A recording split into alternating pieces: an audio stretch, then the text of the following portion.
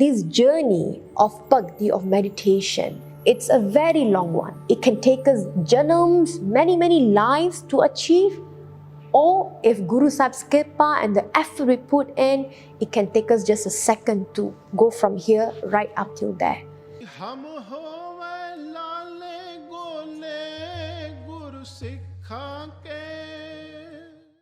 Waheguru Ji Ka Khalsa, Waheguru Ji Ki Fateh. Welcome to another episode of Sikhan Di Bhagat, where we are exploring the Sakhis of Gursikhs from the time of Guru Sahib, as mentioned by Bhai Gurdas Ji and retold by Shaheed Bhai Harmeet Singh Ji.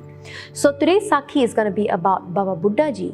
Now, Bhai Gurdas Ji in Var 11, Pauri number 14, they say, Jitta randava pala hai, Buddha Buddha ek manati aave. So, Bhai Gurdas Ji speaks about Bhai Jitta randava, which we covered in this previous Sakhi, and in this Sakhi is about Buddha Buddha ek manati aave. So, initially, Baba Buddha Ji's name was Bhai Buddha, and then he was then given the name Buddha ek manati aave. And Bhai Gurdas Ji says that Baba Buddha Ji focused and meditated on Waheguru with ikman, with their mind in a single focus. So, what is the story of Baba Buddha Ji? So, Bhai Buddha Ji one day was grazing cows in the jungle, and he wanted to meet Guru Nanak Dev Ji. So, he took a pot of cow's milk and he went to Guru Nanak Dev Ji, placed it in front of Guru Nanak Dev Ji and did Matha Tekna. Bhai Buddha Ji then says to Guru Nanak Dev Ji, he does a benti and says, Hey Sache Pacha, Deen Dayal Malak, can you please help me, show me the path on how my cycle of life and death can be destroyed, can be cut. And Guru Nanak Dev Ji, looking at this child, because Bhai Buddha Ji was just a child back then when he first met Guru Nanak Dev Ji. Guru Nanak Dev Ji looks at this child and he says, you're just a child, to see bacche ho, you're still very young. And how did you even think about such a big question that please guide me to destroy my cycle of life and death? If you go and ask a child now, what is it you want? They will say, get me a toy or I want to play. That's all they think about. And Guru Nanak Dev Ji says, your age is to play and still have fun. Why are you thinking like that? What happened? So Bhai Buddha Ji says that my village in Kathu Nangal, one day a group of Mughal army came to my village. And I'm seeing all of this with my own naked eyes.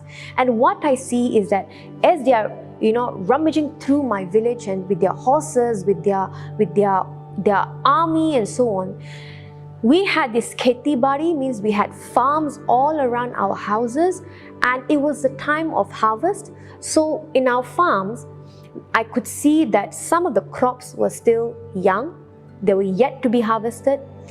Some crops were already harvested and some were already gathered and they were about to be distributed and so on. And in some of the farms, Bhai Buddha Ji says that some of the plants, the vegetation were even still growing. They haven't even ripe yet. And Bhai Buddha Ji says that these armies, they came and they loot our whole village. They just took everything, the harvested vegetables, the ones that we have gathered, and even the ones that were still growing. Everything was destroyed, everything was damaged. They did not care about which one they should take, which one they should not take. They did not care about anything. Whatever was in their path, they just destroyed and took everything. And it got me thinking, ki death is just like that. It does not see whether you're young, you're old, you're a youth, you're a king, you're a beggar. Death or Jamduds do not see that. Whenever the time comes, if you have to go, you have to go. And Bhai Buddha Ji says that I'm still a child, but my death could come anytime as well. So this is why it got me thinking that just like the Mughals who just came and destroyed everything, for me is how can I save myself from the Jamduds, torturing me and from me going back into the cycle of life and death. Guru Nanak Dev Ji, listening to Bhai Buddha Ji, Guru Sahib was very impressed and said, by age you're just a child, but mentally your mind is not of a child's mind. You look like a child, but you think like a wise man. So your name should not be Buddha, but your name should be Buddha. Buddha means someone who's wise, who has all the knowledge and the wisdom of the world, the experience of the world. So Guru Nanak Dev Ji says, Bhai Buddha Ji, The hukam for you is you need to meditate on Waheguru, and that's how your cycle of life and death can be cut, can be destroyed. Now, Bhai Buddha Ji says, Ki Sache Pacha, how do I meditate? How do I do Simran? Because some people say you should do Simran vigorously, uchi uchi, fast, slow. Some people say you have to do Simran, ekant vich, sit down on your own and slowly do Simran. Some people say do Simran with every breath. Some people say with every breath you have to do 20-20 Simran jap. So what is the method to do Simran? So Guru Nanak Dev Ji says that there are 4 stages, 4 steps of doing Naam Simran. Now when we say Naam Simran, Simran means remembrance of Naam, means the mantra that has been blessed to us. So whichever dharam that we are in, we have been blessed with a separate or a different mantra. As Sikh, the mantra that we have been blessed with is Waheguru. So when we speak about Simran, we are speaking about meditating on the mantra Waheguru. Naam Simran could also mean recitation of Gurbani as well. So Naam Simran is not just limited to Waheguru Simran, but it can also expand to listening to Gurbani, reading Gurbani, doing Sahaj Path, doing Akhand Path, anything that reminds you of Paramatma. So Guru Nanak Dev Ji says that there are 4 stages of Naam Simran, and they are called Bakri, Madhama, Pasanti and Para. So I'll try my best to explain this as simply to all of you. So the first stage or the first step of Simran is Bakri. Bakri is basically where sound is produced by your mouth and you're reciting Waheguru Simran or you're reading Gurbani aloud. So you say Waheguru, Waheguru, Waheguru. So sound is being produced by your mouth, by your tongue, you're reciting it out loud and you can hear your own sound as well. So that is called Bakri. So the mind now focuses on the sound produced by your mouth. If you're saying Waheguru, it hears Waheguru and your mind focuses on that sound current. If you're doing Ik Oankar, Satnam, and that's the way your mind focuses by listening to your sound. Now the second one is Madhama. So Madhama is recitation of Naam without the tongue or the mouth moving. So it is now at your throat level.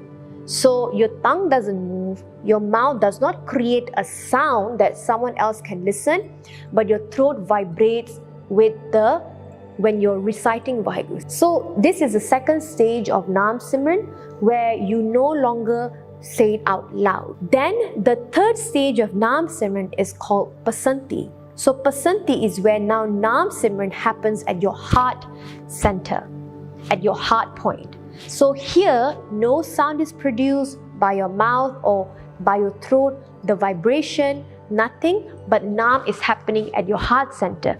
And people who does Simran at Pasanti level, at the stage of Pasanti, Simran can happen at a very, very fast phase. There are certain Gursikhs that when they meet each other, they will hug each other and do Naam Simran. Now, I personally have also been in Sangat with those Gursikhs, and when we hear them, because Gurmukhs who do Naam Simran 24/7, Naam is resounding, is just ongoing throughout their whole body, throughout each strain of hair on their body. And Naam Simran happens in their heart at a very, very fast pace, even faster than their own heartbeat. So Guru Sahib says, at the stage of Pasanti Jap, the Simran happens automatically, very, very fast, and now the mind no longer have to focus on external sound or vibration, but now the mind is now focused internally already. So the effort now from Bakri is very high. You have to make the effort to recite and listen to your sound. Then now at Pasanti level, the effort is very much less, and now Naam Simran is happening on its own. The fourth stage of Naam Simran is called Para. Para is the stage where Naam Simran happens at your navel point. So at your navel point here, what happens is Naam Simran now is happening throughout your whole body, every strain of hair without any effort, and it's going on its own 24/7. Even when you're sleeping, some people would have experienced this as well, that when you're sleeping, somehow at Amrit Vela, whatever time you're supposed to wake up, Naam Simran or Japji Sahib di Bani or any Bani that you have been doing job of that Bani will start to be recited within you. If you're very conscious of it, you'll be able to listen to that job. But sometimes what happens is that Bani itself will make you wake up to then do your Nitnem and your Amrit Vela. So someone who does job at the para level, Naam Simran happens throughout your whole body, throughout every strain of your hair, which means that someone who does your Sangat, they can hear Naam coming out, resounding from your body as well. And when they look at you, when they do your Sangat, they are themselves inspired to do Naam Simran as well. So Gurbani says, at the stage of para, what happens is Gurmukha Rom Rom Hartyave. That every hair is now doing Naam Simran. And at the stage of para, your mind is now very much focused and it does not get disturbed or distracted by any influence from outside or by your own mental load or information as well. So the mind very easily gets to focus on Naam Simran. Now Guru Nanak Dev Ji says to Bhai Buddha Ji that if the blessing of doing Baikri Simran is one, supposedly, just think about it, if the Baikri Simran, the fruits, the blessings of it is counted as one, then the Simran of Madhama is 10, and of Pasanti is 100, and of Para becomes 1000. So at every stage of Simran, the blessings, the fruits of doing Simran becomes tenfold. So Guru Nanak Dev Ji says to Bhai Buddha Ji that at Para level, the mind quietens and now is able to focus on Naam Simran. And Guru Sahib says, just like ghee, just like ghee, when you put it in food, when you cook it with your food, what happens is you can smell the ghee, you can taste the ghee in it, and it gives you the taste and the fragrance that you want from the ghee. And Guru Sahib says, just like that, when the mind is able to focus on the Naam Simran that you're doing, then the mind will help you to taste and feel mukti, feel the taste of liberation that you are looking for. So the key point here is that every stage of Naam Simran that you do, starting from, loud Simran through your mouth, through your rasana, like Bhagat Kabir Ji says, Kabir meri Simrani, rasana upar naam. So through your mouth, then the focus goes in at your throat, at your heart point, at your navel. Why? Is because you want your mind to be able to focus when you're doing Simran, that it becomes so effortless that Simran is going on its own while you're working, while you're walking, while you're talking and interacting with people. So Guru Nanak Dev Ji says to Bhai Buddha Ji that you have to start doing Naam Simran at the Para level. Para level means through your navel, where Simran is happening on its own. And what happens when you are going to do Simran at this level is that your life will become very, very long. You will live a very long life and you'll get to serve all the Guru Sahiban after me as well. So true enough, Baba Buddha Ji lived a very, very long life to do seva of 6 Guru Sahiban and have darshan of 8 Guru Sahiban in their whole life, just by doing Simran at the Para level, the Para stage.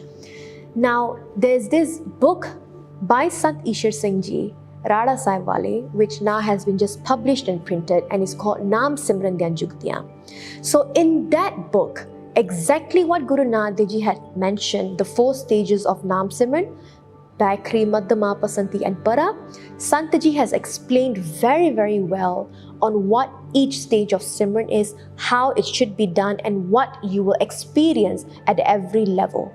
So some things that I've shared here in this video has been explained by Sant Ishar Singh Ji, and that is how I was able to share it with you as well. So a bit of information that Sant Ji has shared after the 4 stages of Simran. So after the Para level, there's no other stage. So what happens after the Para level? So Sant Ji says that after the Para level, there's no other spiritual stage. But what happens is now the mind is now focused at your third eye, which is in between your eyebrows. So your third eye is now open and you will start to experience Brahm Gyan. You will start to experience knowledge, wisdom of Brahm, of Waheguru around you. You will start to understand the secrets of how things work, of how Waheguru works as well. And this avastha is called Anhad Shabad.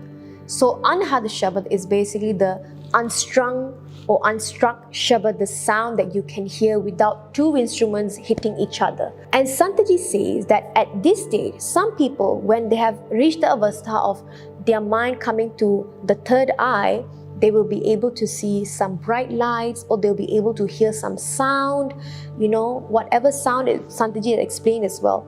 But that is not the ultimate destination or the ultimate avastha that we want to be in. Sometimes some people, especially when you do Simran, the reason why this information must be shared is because some people, when they hear or when they see, when they experience certain things, they become scared, and because they do not know what they're experiencing. They might think that this is unusual or scary and maybe backtrack their Simran a bit. So Santaji says that you will experience sounds, smell, sight when your third eye is open. That is you experiencing Anhad Shabad. But this is not the ultimate stage of Brahm Gyan, of liberation. Above that is something called the Dasam Dwar, the 10th gate. And at this stage, Santaji says that there is no sound, no activity. The mind is completely quiet and silent. Shunya means completely zero. You don't hear any sound, you don't hear any activity. And this is the avastha of Sun Samad.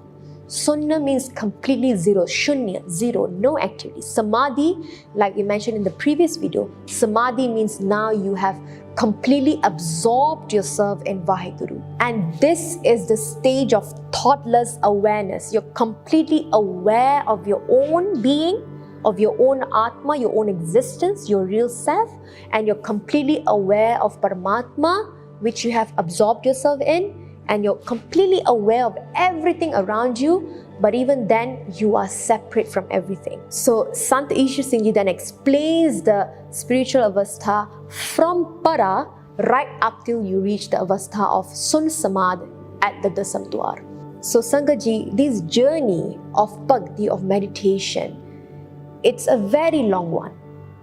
It can take us janams, many lives to achieve. Or if Guru Saaheb's kirpaa and the effort we put in, it can take us just a second to go from here right up till there. But the whole point here Guru Saheb is saying is you have to put in the effort. And when we do Simran out loud, hear our sound, Waheguru, Waheguru Jap De, that is us putting in effort. And slowly that effort will take us from point A right up to point B, which is our destination, which is Paramatma Nal Mila. So hopefully we have learned from this video, from Guru Saheb's Sikhya on how to do Naam Simran. Please share your comments below. We'd love to hear from you. Pula Chukkan Dikhima. Waheguru Ji Ka Khalsa. Waheguru Ji Ki Fateh.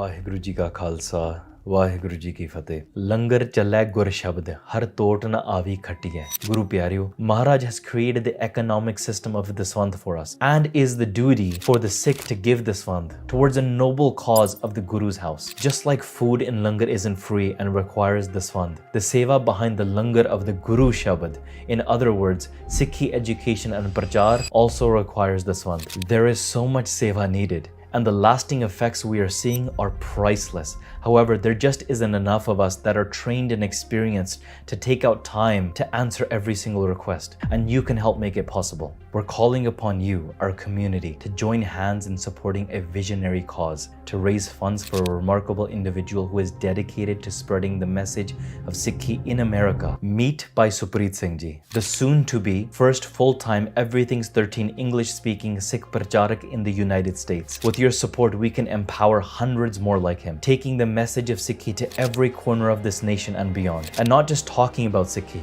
but living it and being an example to many. Even whilst working as a full-time civil engineer in New York City, Bhai Jesspreet Singh has helped achieve so much in terms of seva projects with his limited time and energy. With the ability to commit full-time, Bhai Saheb will help take our seva to a different level. Bhai Jesspreet Singh Ji has accomplished remarkable feats since 2015, from spearheading multiple camps throughout the year to launching the online classes and Gurbani video series to inspiring thousands by traveling and engaging with our spread out Sangat. With your support, we'll help him travel to areas across North America where prachar is needed, inspiring not just the Sikh community, but the entire world in English. Today, we're calling on donors who want to support the growth of Sikhi in the USA and globally. And those who wonder, what's in it for me? Our 3 fundraising focus areas are: 1. Empowering next-gen prachar in English. We aim to hire the first full-time American pracharak with your generous contributions. We believe we can achieve this with our first target starting at $35,000 and recurring donations. Support our mission to preserve and advance the next generation of prachar in English. Number 2, building the future of prachar. Join us in shaping the future by helping us reach our $50,000 target. Your support will enable us to develop future pracharaks and ustads, expand grassroots programs like Camp Pant, enhance Santya efforts, and create a crucial series covering topics such as anti-conversion and Anand Karaj, to name a few. Number 3, launching a free online university. At $75,000, you can be part of our initiative to provide a free online course database for Sangat to navigate through beginner, intermediate, and advanced level courses to develop their Sikhi understanding at their own pace. We plan to offer courses ranging from Gurbani studies, history and Maryada, to leadership development, using Gurmat to tackle current-day philosophical challenges faced by Sikhs. Sangat ji, this is a chance to make a real impact on Sikhi's future. Our 2024 Prachar plan includes engaging in physical tours,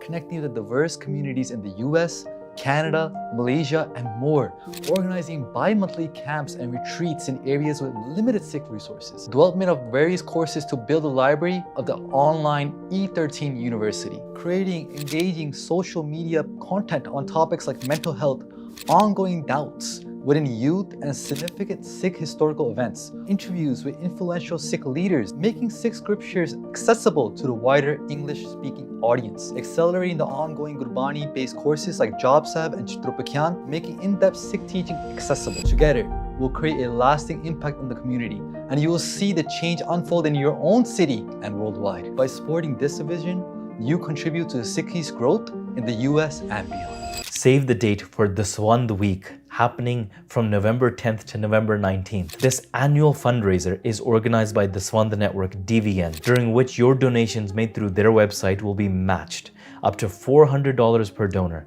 What's more, the organization with the most donors will receive a generous award of $15,000. Your donation made through the Swand Network will be matched with an opportunity to win a generous award. The earlier in the fundraising week that you donate, the higher the chance that your donation will be matched. Here are 3 simple steps to get started.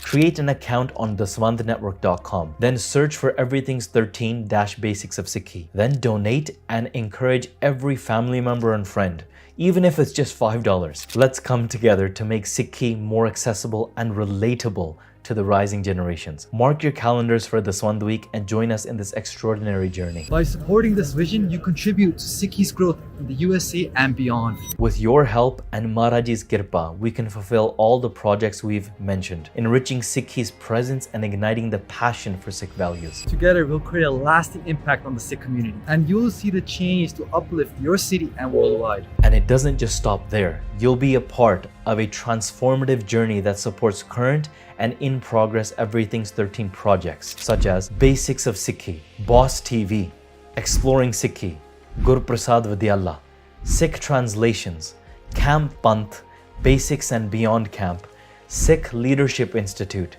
Sikh Press Association, Mighty Khalsa, Kiri Sangat, Amritsar Project, and Khalsa Khajana. Please watch our last year's annual review video for the detailed statistics and impact of each project over the year. Subscribe to our email newsletters and stay up to date, and be sure to follow all our social media platforms. It's time to support Sikhi's growth, align with your values, and experience the transformation of our community. We all have our जिम्मेवारी towards the Panth. ਆਪਾਂ ਸਾਰੇ ਜ਼ਿੰਮੇਵਾਰੀ ਨਿਭਾਈਏ। ਵਾਹਿਗੁਰੂ ਜੀ ਕਾ ਖਾਲਸਾ, ਵਾਹਿਗੁਰੂ ਜੀ ਕੀ ਫਤਿਹ।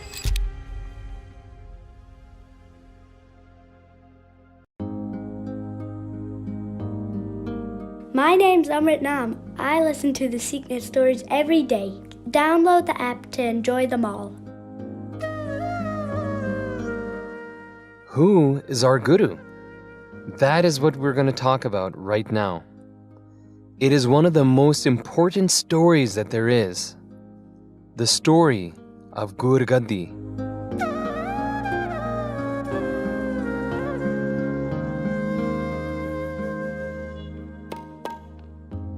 Do you know what Gurgaddi Day is? That's the day we have a parade. I love Sikh celebrations. And do you know what Gurgaddi Day is celebrating? When the Siddhi Guru Granth Sahib became our only Guru. You got it halfway right. Our Guru has two forms, and the Granth Sahib is one of them. Really? Yes, the Guru Panth and the Guru Granth. I thought we just have one Guru. I don't understand. In order to understand that, first we have to talk about the beginning of everything. Like everything? Like the Big Bang? When the universe was created? Yes, before all of creation, there was one vibration. That's quite a revelation.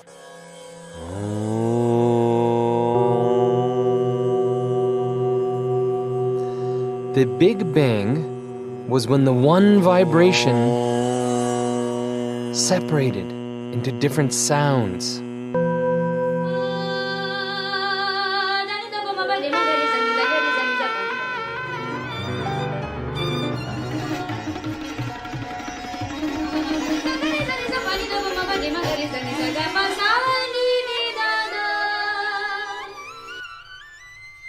And from there, all physical things also separated. And everything was created. Inside everything is vibration. The earth has its own vibration. So do the sun and the moon. And so do you. I have a vibration? You, me, and everything that exists. At our very root, we're all vibration. Wow, like everything's God's song. Yes, shabash. You have said it beautifully. And we call this original vibration the Shabad Guru. So it's like God is sound. Perfect. And the Shabad Guru contains all the wisdom of the universe. It has always existed, it will always exist, and it was the teacher of Guru Nanak. So the vibration is the Guru's Guru? Yes. One time, a powerful yogi asked Guru Nanak, "Well, young man, you seem to know everything. Who is your master then?" and Guru Nanak said, Shabad Guru Surat Dunachela. The Shabad is my Guru. I am a disciple to the strum of its sound. This is true for us too.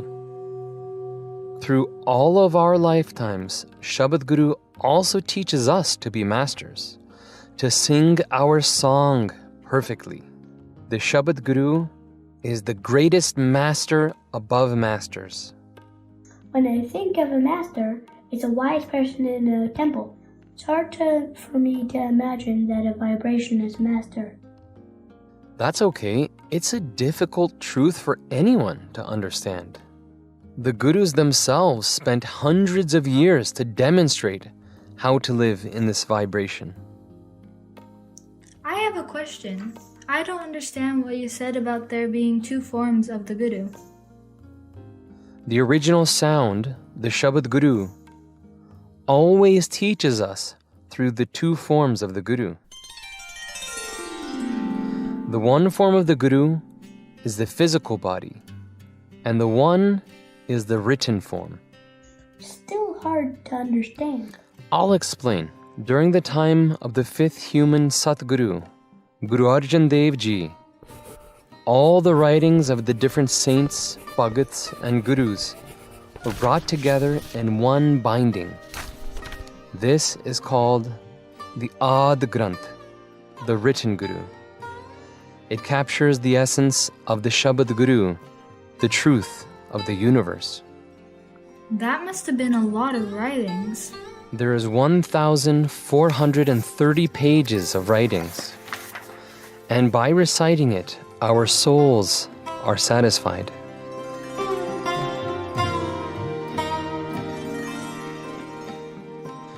Guru Arjan Dev Ji was so beautiful and so perfect.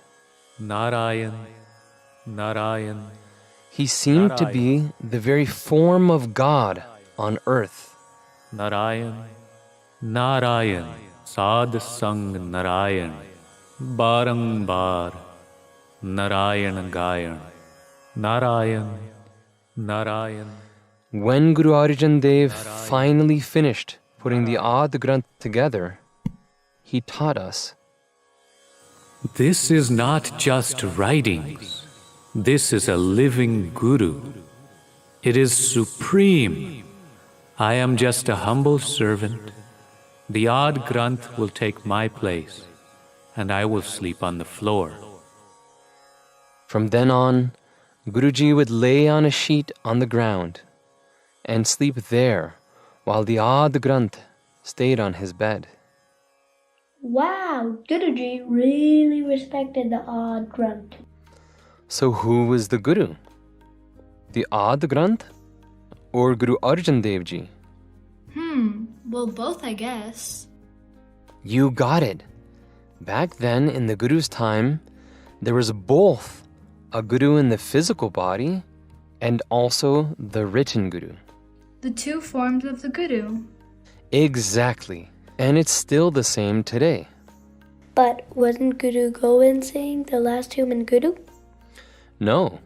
The Guru continues to live in the physical body. This is called the Guru Khalsa, or the Panth. Do you remember the story of Vaisakhi, when the Panch Piare answered the call? Yes, they gave their heads. That's how the Amrit got created. Yes, those Panch Piare who passed the ultimate test. Guruji said to them, just as Guru Angad passed the test of Guruship from Guru Nanak, you 5 have done the same. I pass the Gurgadi to you, my sons. We are now the same.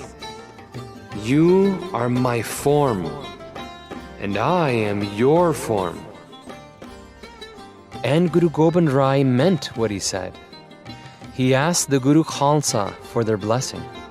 Exactly as you have received the Amrit, may you now offer it to me. And they did bless him with Amrit. Humanity had reached its highest evolution as Khalsa. The Khalsa is the Guru. The Guru is the Khalsa. Sometimes the Khalsa would give orders to Guruji and he would obey. And sometimes, well, most of the time, Guruji would give orders and they would obey. Guru Gobind Singh obeyed them? Absolutely, he obeyed them. I will tell you about when Guruji not only confirmed the Panth as Guru, but also he obeyed them. One time, there was a tremendous battle. At one point, everyone had died. Guru's sons, the princes Baba Jeet Singh and Baba Jujhar Singh, had died as great heroes. Guruji was left with just 5 Khalsa warriors. The 5 and Guruji were surrounded. There was no way out. They had to fight against thousands and thousands of enemies. Let us charge forward and never turn our back. Always be fearless. It was at this crucial time that Guru Gobind Singh decided to officially confirm the Khalsa as Guru.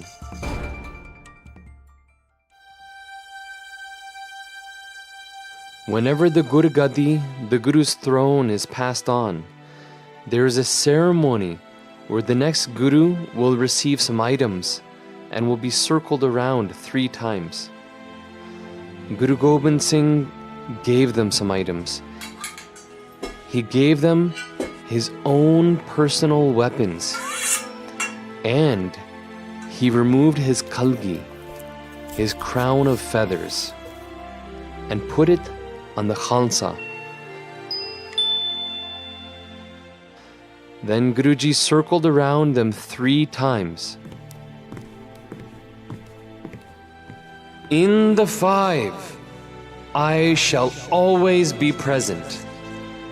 When the 5 meet, they are the master of masters. And then he called out, Waheguru Ji ka Khalsa, Waheguru Ji ki Fateh. The Gurgadi had been passed to the next Guru.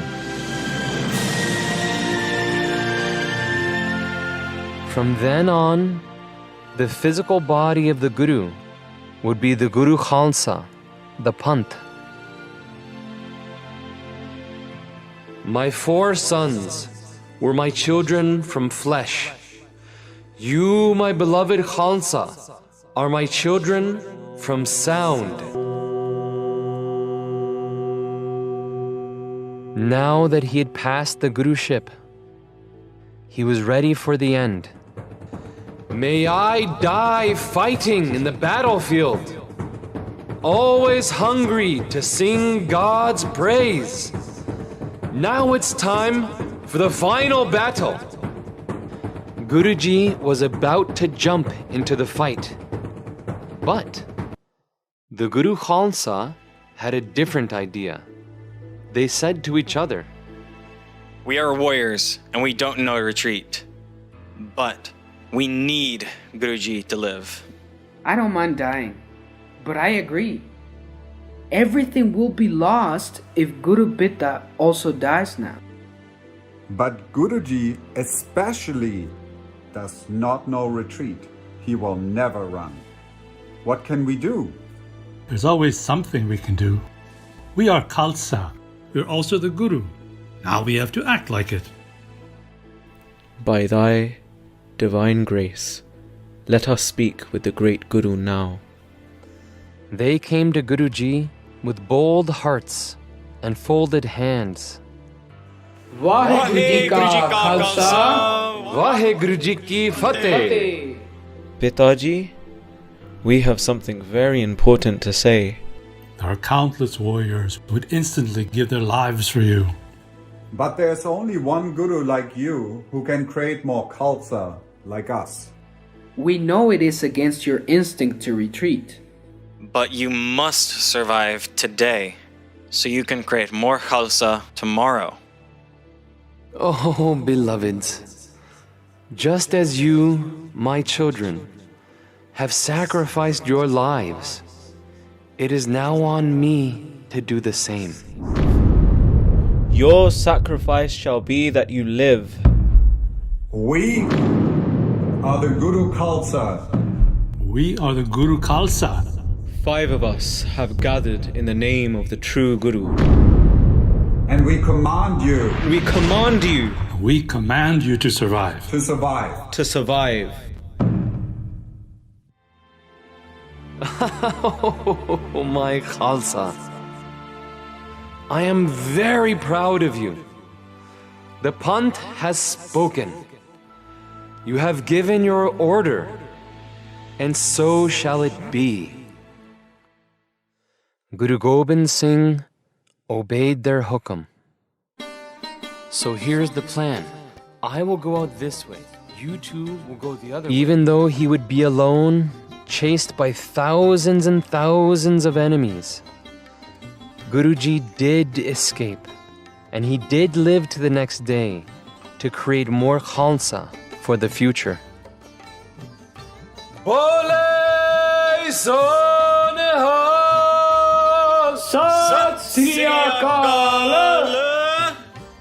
Vaho Gobind Singh ape Guru Chela. Vaho Gobind Singh ape Guru Chela. Vaho Gobind Singh, ape Guru Chela.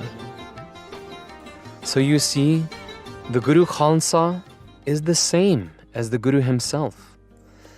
They live in the same vibration of mastery. All of them together are merged in the original vibration, the Shabad Guru. They're singing the same tune. Haha, very good. You have said it perfectly. My grandma always calls me Khalsa Ji. Does that mean we are the Guru? You are the sons and daughters of Guru Gobind Singh and Mata Sahib. They love you, and they're always there to help you live your destiny. The Guru Khalsa is always more than one or two people to be the full body of the Guru. The beloved Panth are fearless and have pure hearts. They live by Guru's discipline. They're full of nectar and love. Wow. Waheguru. Okay, back to the story. That is how the Panth received the Guruship. And now I will describe the Gurgadi of the Granth. The Ad Granth. Ah, you remember. While there are other Granths, the writings of Guru Gobind Singh, which are given the same respect. For this story, we will talk about the Ad Granth. Guru Gobind Singh was pleased with his beloved Khalsa Panth. He had been with the Khalsa long enough to see that they were bold and confident in their status as masters. He was satisfied that they were mature enough to perfectly stay in the vibration. His Khalsa were just like him, and his mission had finished. So he allowed circumstances to end his human life. And he announced, "It is now time for me to return to the realm of truth." Dasam Pitaji, what will we do without you? Now that humankind had understood their own greatness as the Khalsa, it was time for the final teaching. I have merged myself into the Panth. And now it is time for me to merge into the Granth. Daya Singh, bring the city Guru. Bhai Daya Singh brought the Ad Granth. Ready. As he had done before with the Khalsa, Guru Gobind Singh placed some items in front of the next Guru. He circled around the city Granth and bowed down. The Gurgadi had been passed. I infuse my living spirit into Siddhi Guru Granth Ji. Ang Sang Waheguru. Great is the Guru. Great is the Guru. Dhan Sri Guru Granth Saheb Ji. Dhan Sri Guru Granth Saheb Ji. Bhai Daya Singh wrote down what the Guru had said at that time. Sri Akal Purkh ke bachan syon pragatyo panth mahan. By the will of the Deathless One, the great Panth was created. Granth Panth Guru Maniya Tare Sakal Kulanu. Whoever accepts the Granth and the Panth as the Guru, all of their generations are saved. Now that Guru Gobind Singh had passed on the Guruship to the Panth and the Granth, he let his human life end. वाहो वाहो Gobind Singh आपे गुर चेला वाहो वाहो गोबिंद सिंह आपे गुर चेला. Wherever the Guru Granth sits and the Guru Khalsa is present, Guru Gobind Singh himself is always there. And many other warrior spirits come with him. If we ever have a question, we ask the Guru Granth Sahib by taking a hukam. Yes, the written Guru enlightens our mind. If we ever want to see the darshan of Guruji, we look to the 5 Khalsa. Let us try to become like them. From the Shabad Guru came the 10 Gurus. Then came the Guru Panth and the Guru Granth, all to lead us back to the Shabad Guru, the original vibration. This is inspiring. This is empowering. Let us dedicate ourselves to understanding and singing the Guru Shabads, putting them deeper into our hearts. Let's do it. Okay, ready? एक ओंकार सतनाम करता पुरख निर्भय निर्वैर अकाल मूर्त जुनी Sabang प्रसाद जप आद सच जुगाद सच happy सच नानक होसी की सच God सच जुगाद सच हैप्पी सच नानक होसी की सच. Let us live with discipline and devotion, always perfecting ourselves as Khalsa, always moving closer and closer towards mastery, closer towards humility, towards love, closer towards our beloved Guru.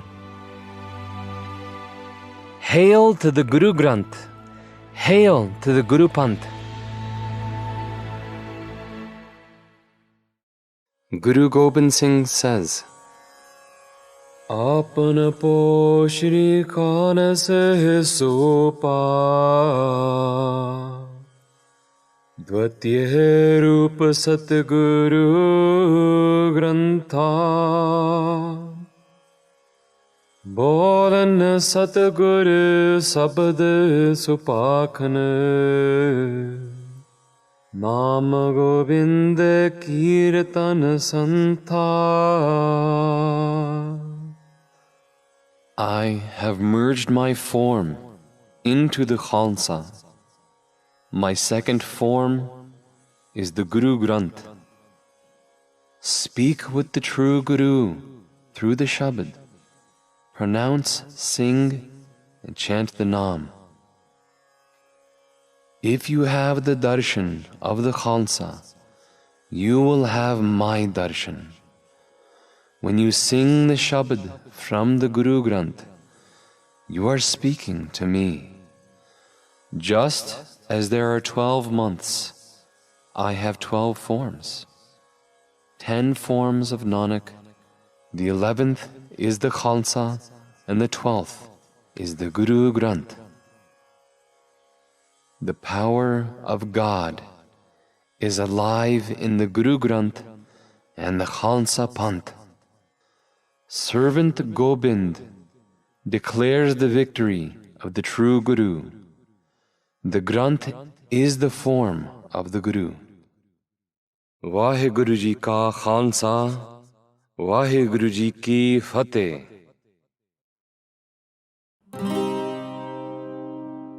Baba Deep Singh Ji, they come to hear that Banda Singh Bahadur is looking to avenge the Shahidiya of the Chote Sahibzade. We know, under this vicious, merciless regime, the Chote Sahibzade, they've had their throats cut after being bricked alive, right, in Sirhind. So they joined forces with Banda Singh Bahadur. And there was such a vicious battle.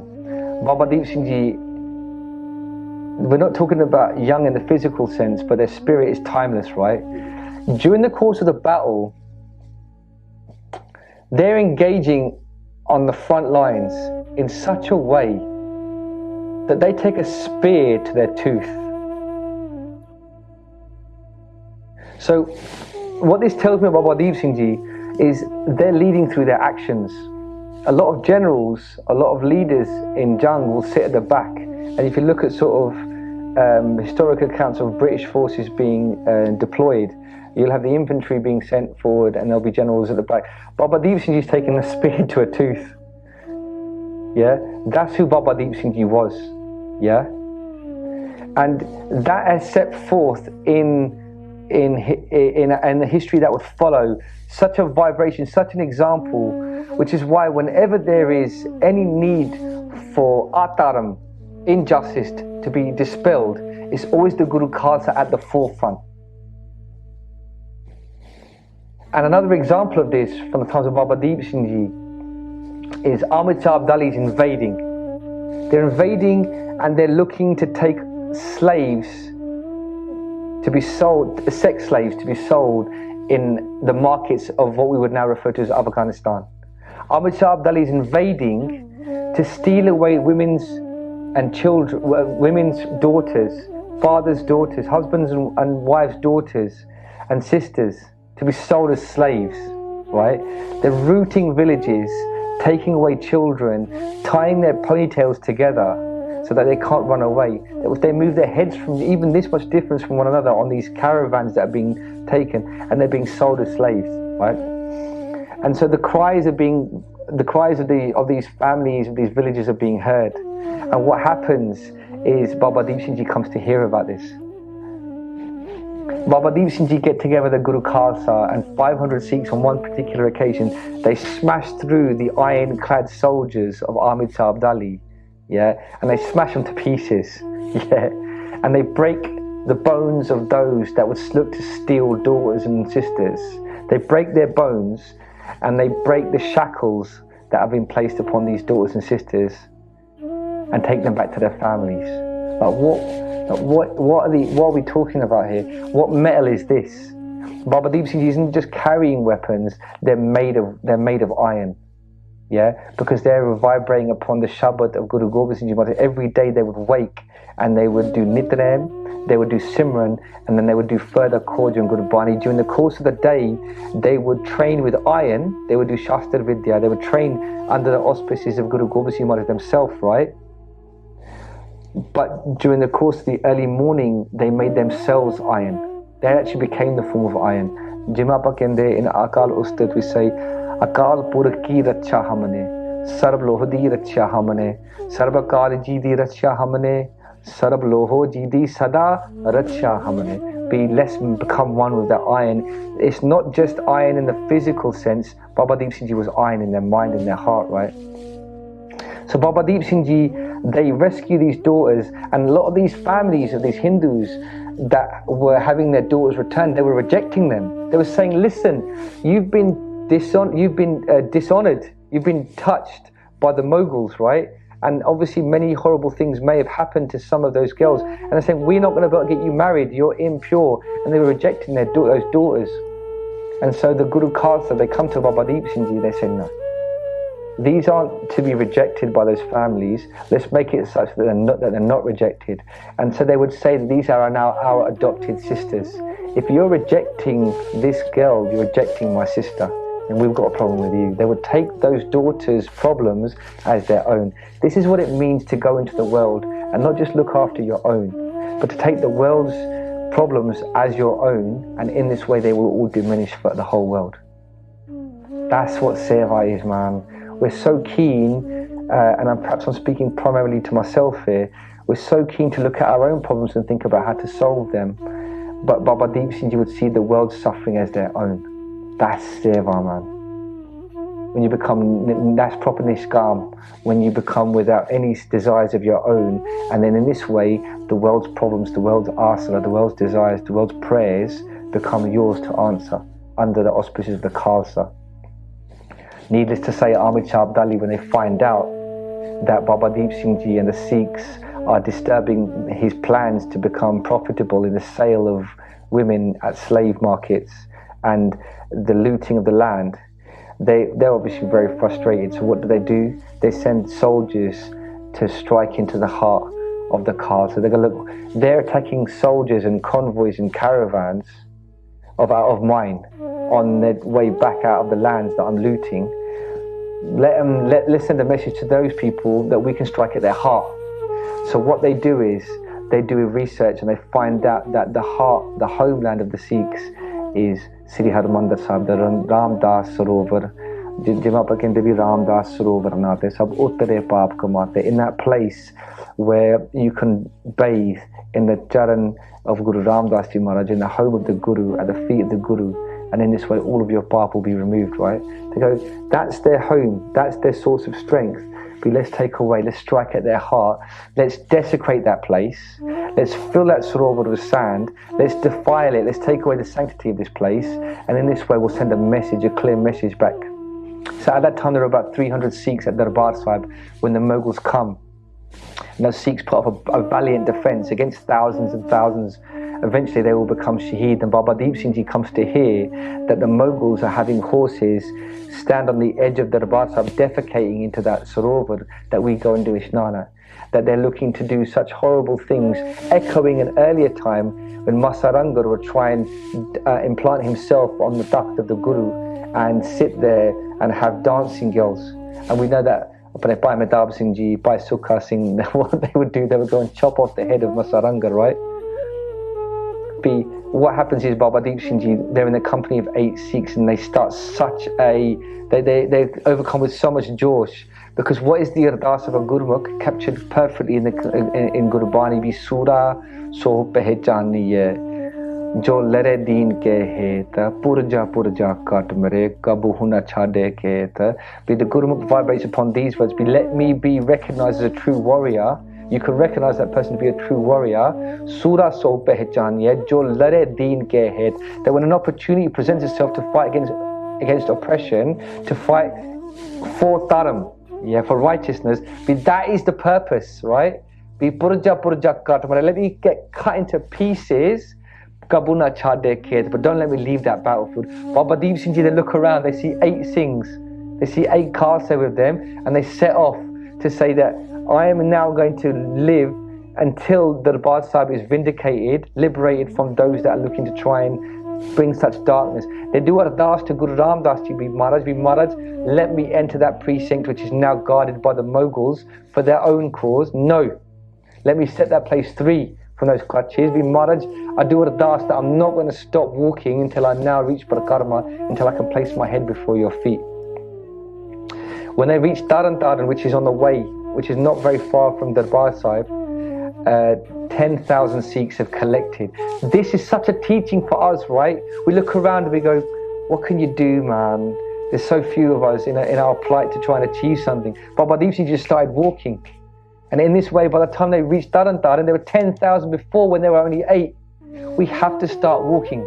Jagrati would often say this. They would say, the world is saying me, what can you do? Because I say, what can I do?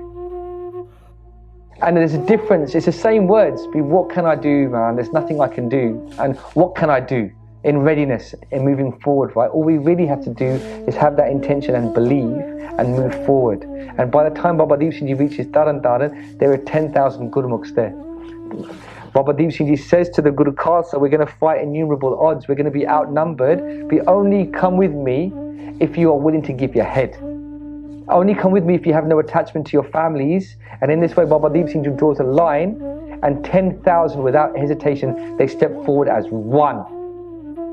That's who Baba Deep Singh Ji was. To lead, not through logic. For logic would dictate, let's run and hide and come back another day.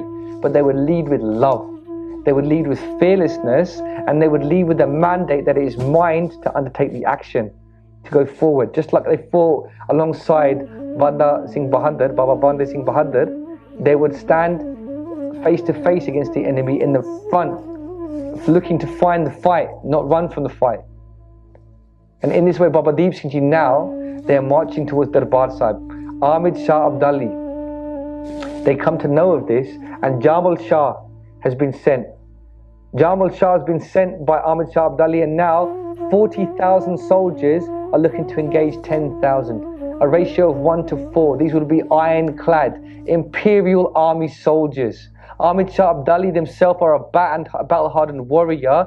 You can see what kind of person you've got to be to have it in your mind that I'm going to loot and pillage and take away people's property. B, this is a man that's not going to be struck down against the face of 10,000. B, these aren't 10,000 ordinary soldiers. By the Al sees Jamal Shah sitting atop an elephant, and he's quickly climbed the elephant and dispatches Jamal Shah and sends him back to probably a very dark place. And Baba Deep Singh Ji, they come now face to face with Ahmad Shah Abdali, who's sweating. It is written in our history, they're sweating as they look upon Baba Deep Singh Ji. Baba Deep Singh Ji is in their 70s at this point. Baba Deep Singh Ji is in their 70s, and they engage Ahmad Shah Abdali, who's in their 30s. They're in their physical prime. But how do you fight one? You might be in your physical prime in biological sense, but how do you fight one who's beyond time? Who's already drunk Amrit, who's already drunk from the sword of Guru Gobind Singh Maharaj. Baba Deep Singh Ji, don't forget, they took Amrit at the age of 18 years old, and they were under the tutelage of Guru Gobind Singh Maharaj. We think of them as lucky, just a quick departation, but who is it that we think that we're taking Amrit from? When we take Amrit on Vaisakhi, is it none less? No. The Panch Piare are those that Guru Gobind Singh Maharaj themselves knelt before. We receive Amrit from the same Panch that Guru Gobind Singh Ji did themselves. So, whilst we think of Baba Deep Singh Ji as lucky in the company of Guru Gobind Singh Ji Maharaj, Guru Gobind Singh Ji, they kneel before the 5 that we receive. What is this game, man? What is this place? Seek out that place. Drink from that sword. Baba Deep Singh Ji, they are now standing off against Ahmad Shah Abdali. Ahmad Shah Abdali, in their physical prime, is looking to fight that one who is beyond time. Baba Deep Singh Ji swing their sword, and so does Ahmad Shah Abdali. At the exact same moment, they decapitate one another. But whereas Ahmad Shah Abdali, they fall to the ground, Baba Deep Singh Ji's mind is always on Guru Ram Das Ji Maharaj. Without a moment's hesitation, they stand, and with their left hand, they pick up their own head. In their right hand, they carry on wielding the khanda, and they start routing through those 40,000 soldiers. Within a moment, much blood has been spilt. The army, in a frenzy, they run from the sword of Baba Deep Singh Ji Maharaj. They run. And Baba Deep Singh Ji and the Guru Khalsa, they go and they take those armies that would seek to try and take over that Akal Takht, that eternal throne, the Harmandir Sahib, that place where Guru Ram Das Ji Maharaj himself would deliberate, where Guru Arjan Dev Ji, in the company of those Gurmukhs, the Sangat would do Kirtan, where Guru Har Gobind Sahib would go on to sit, that anybody else could be worthy to try and proclaim themselves? No. And Baba Deep Singh Ji, with their left hand, they would walk 8 kilometers. Other historical accounts write it's 12. In any which way you look at it, it's still a feat only worthy of the greatest warrior. And with their left hand, they would now place their head upon the ground, upon the Parkarma, and they would place their head, they would put their matha, and they would do matha tek to Guru Ram Das Ji Maharaj, as that Sarovar that was sought to be defiled is now returned to the house only for the Guru Khalsa to stand with swords and weapons. My friends, you can go to that place to this day, and as you do Parkarma around Guru Granth Sahib Ji Maharaj, as you walk upon those marble steps, you will see that place has been preserved where Baba Deep Singh Ji placed the head. Everybody goes and they do matha tek. They now follow where Baba Deep Singh Ji would lead. And where do we place our heads? Not one would refuse to do matha tek at that same place where Baba Deep Singh Ji placed their own cease. Baba Deep Singh Ji is that one who stood there in 1740. They stand there still. What do I mean by that?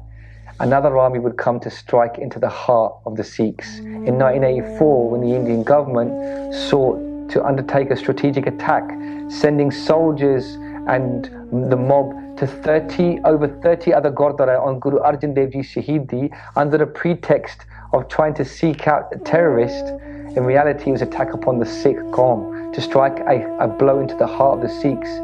Indira Gandhi would famously be recorded as saying to her personal assistant that today we've struck a blow, we've broken the Sikhs' backs. But when the tanks were sent to Darbar Sahib, They couldn't go past that place where Baba Deep Singh Ji's cease had been placed. They stood there in 1740 against those that would seek to strike tyranny, and they stand there still. My Ustad, Gyani Sukhram Singh Ji, they give an example to those that would say that these events didn't occur, to those that would question these events who don't have the Sharda to see. Gyani Sukhram Singh Ji studied at Cambridge University, and he would go into the library of that famous institution, one of the greatest educational institutions in the world. And in that library, Gyani Sukhram Singh Ji themselves have read an account recorded by the British when they would go to India at the time of the second Jatadar of the Damdami Taksar. And I'll go on to that in just a minute, what that actually is. Under the auspices of Baba Gurbat Singh, who was the second Jatadar of the Damdami Taksar, British record being there and seeing in jung, seeing in battle, 13 to 18 Sikhs being decapitated and continuing to fight. So we have British records of eyewitness accounts of this being witnessed. It wasn't just Baba Deep Singh Ji. Those that saw Baba Deep Singh Ji, who was the first Jatadar of the Damdami Taksar, they would then go on to follow that by the example of the second Jatadar and those battalions, those infantrymen. So we've got this example, and we hear a lot about the warriormanship, the swordsmanship of Baba Deep Singh Ji. But I want to just go back just very quickly to 1704 and just talk about something that is equally as miraculous. Baba Deep Singh Ji, right? They're in the company of Guru Gobind Singh Ji in 1704. And Guru Gobind Singh Ji Maharaj, they send a messenger to those who are custodians of the Sarup of Guru Granth Sahib Ji Maharaj, as scribed by Bhai Gurdas Ji at the time of Guru Arjan Dev Ji Maharaj. They say, we would like this Sarup to be returned to us, for in the future we know in 1708 it would be installed on the throne of the Guru himself. And those Sikhs would taunt the Guru and say that if you are the true Guru, then you're at one with the Shabad. Be Bani Guru, Guru hai Bani, which Bani Amrit Sare. If you're truly the Guru, you don't need this Sarup of Maharaj, but you should be the one that can just speak the words that were known as a Tir Maliya. And you can speak the Bani of the Guru. And Guru Gobind Singh Maharaj, never to shy away from a challenge or to remove the doubt of those that would be Nastic, they would, at Damdama Sahib, over the course of 9 months, 9 days and 9 qariya, they would recite the whole of Guru Granth Sahib Ji Maharaj. And in this way, Bhai Mani Singh Ji would be the scribe tasked with the seva of writing, and none other than Baba Deep Singh Ji. They were the ones tasked with the seva of collecting the pens, the paper and the ink. And in this way, Baba Deep Singh Ji were part of that Maha Seva to over that 9 months, 9 days and 9 qariya, they would record all of the teachings as Guru Gobind Singh Ji would. They would be part of that seva of Bhai Mani Singh Ji scribing Guru Granth Sahib Ji Maharaj. Baba Deep Singh Ji isn't just a perfect warrior, we forget they are the perfect saint. They are the perfect scholar as well. There were 48 Sikhs in the company of Guru Gobind Singh Maharaj at that time, and during those 9 months, Guru Gobind Singh Ji, during the day, during the early hours, during the Amrit Vela, they would speak, and that would be what they would say would be scribed down, and they would check that to be accurate and correct. During the course of the evening, Baba Deep Singh Ji would listen to the Katha of Guru Gobind Singh. Guru Gobind Singh would go on to explain what they had spoken, what they had done Ucharan of, what Bani it was. And so the 48 Sikhs that were in the company of Guru Gobind Singh Ji Maharaj, of which Baba Deep Singh Ji was one, they would all become mukt. They would become mukt, they would become liberated while they were alive. And 46 of them would go and become alop. They would actually leave this physical world for their purpose for which they had come had been achieved. Only 2 remained physically, Baba Deep Singh Ji, Bhai Mani Singh Ji. Maharaj said, I've got more seva for you to do.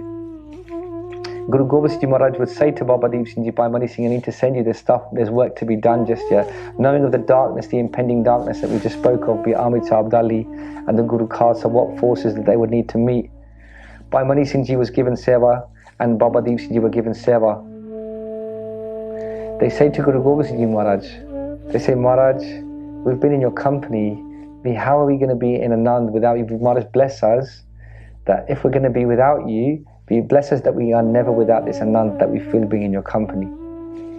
I think it's fitting that we finish this short vichar, this short time we have together with these words of Guru Gobind Singh Maharaj. Maharaj themselves would say to Bhai Mani Singh Ji, Bhai Mani Singh, even if you were cut limb from limb, you will never remain not in Anand. You will always be in Anand, as if the same Anand that you have when you're in my company. They say to Baba Deep Singh Ji Maharaj, they say, Baba Deep Singh Ji, even if your head is cut from your body, even then you will remain in Anand. Guru Pyari Sad Sangat Ji is for us to take these teachings and install them in our heart. And again, just a final point. My ustad would say to me, my teacher would say to me, they would say, Amandeep Singh, know this to be true, that when you speak of the Shaheeds, you have their Piara, you have their company. Baba Deep Singh Ji wasn't just 1740. If you want that Piara, if you want that company, if you want that feeling that they're with you right now, all we have to do is put our dhyan on them, and you will know it to be true in the company of your own self. That when we do this, we tana tana tana janayaya, jis prasad sab jagat taraya. That those great souls, those great servants, that their actions have saved many souls of that time, and they can save our souls too. They can save our world too, if we just have that moment to reflect upon them and install them in our heart. Guru Arjan Dev Ji gives us a perfect instruction. They say that if you ever have a chance to take a Gurmukh and install them in your heart, if you ever have a chance to take them as your Sangat, vi janke charan vase mera hire, sang panita dehi, janki turat deho kirpaa nida, nanak ke sukha. Guru Maharaj explains to us that if you ever have a chance to be in the company of the Sangat, we take that Sangat of Baba Deep Singh Ji, install them in your heart, and in this way, their fearlessness and their love as a perfect warrior, as we heard earlier, and as a perfect saint, as a perfect scholar, as we just heard now, in this way, they can help us perfect our own lives. Baba Deep Singh Ji, who would then go from the company of Guru Gobind Singh Ji Maharaj, for 11 years at Damdama Sahib, they would reside, and they would compile and scribe 4 further Swarups of Sri Guru Granth Sahib Ji Maharaj. We've done it in reverse order. We've spoken about the scholarly aspect second, although it actually took place before Abid Shah Abdali, because it's interesting to take that contrast and realize that they really were the perfect soldier.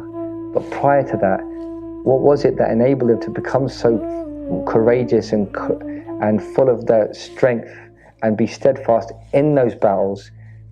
It was the scholarly aspect, it was the saintly aspect, in the contemplation of the Shabad, inscribing Gurbani, and completing over the course of 11 years the complete scribing of 4 Swarups of Sri Guru Granth Sahib Ji Maharaj.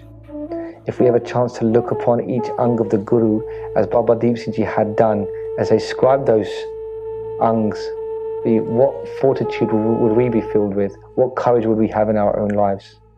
Tan, Tan, Tan, Baba Deep Singh Ji, you are the one. You are the form of that perfect Lord. You are the form of the perfect Guru. You are the form of that perfect reflection of the Guru, I should say. And in this way, may we forever be able to walk in your footsteps. Waheguru Ji ka Khalsa, Waheguru Ji ki Fateh.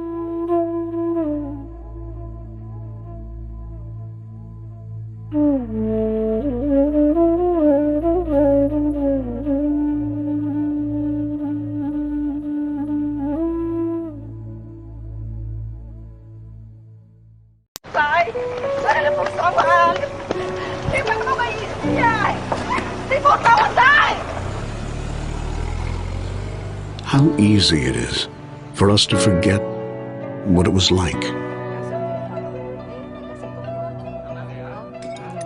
when we were once family.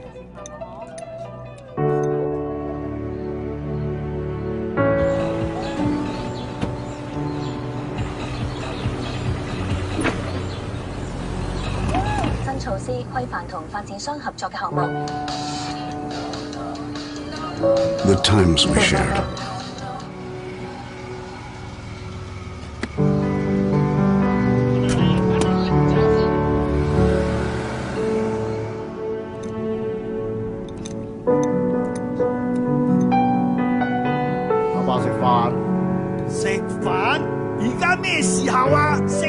How easy it is for us to forget how to love.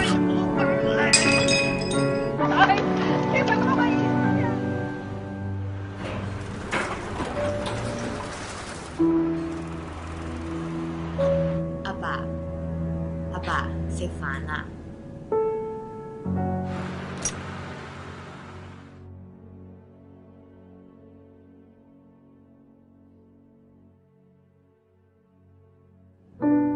lấy食飯。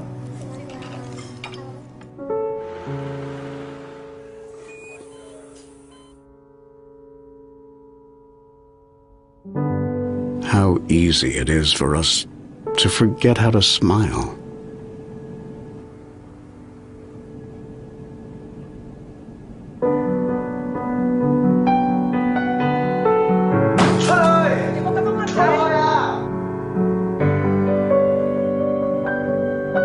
It's easy to forget. 阿爸，你做咩啊？阿爸？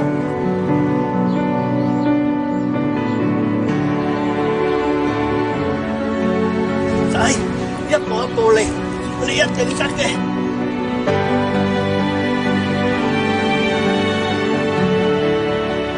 But it's even harder not to love.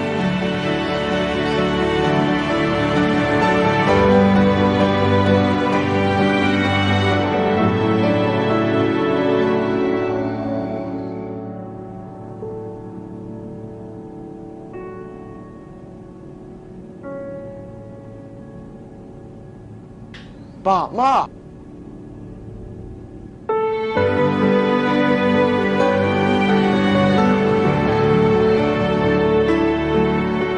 Appa, Amma, 食飯。仔，食飯。 Family is forever.